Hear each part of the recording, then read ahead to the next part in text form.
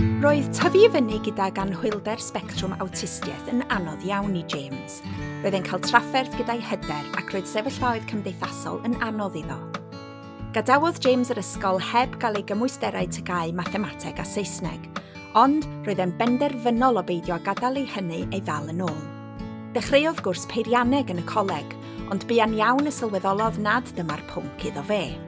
Gyda chymorth People Plus, fe gafodd leoliad gwaith. Mae James bellach yn gweithio fel met gyrrwr cludo nwyddau, ac mae'n siarad â chwsmeriaid bob dydd. Mae e wedi llwyddo magu cymaint o hyder fel ei fod wedi cael swydd mewn bar hefyd, ac wedi penderfynu rhoi cynnig arall ar fynd i'r coleg.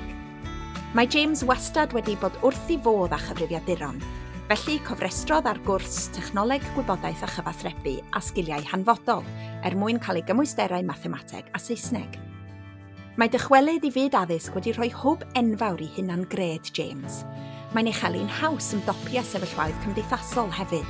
Mae sicrhau'r cydbwysedd iawn rhwng gwaith y cwrs a dwy swydd rhan amser yn gallu bod yn flinedig, ond mae James yn gwybod bod dysgu'n mynd i wella ei fywyd. Un diwrnod, mae'n gobeithio mynd i'r brifysgol i gael gradd mewn cyfrifiadureg. Bydd hyn yn agor hyd yn oed mwy o ddrysau i James. Gyda phob darn o wybodaeth mae'n ei ddysgu, mae James yn newid ei stori.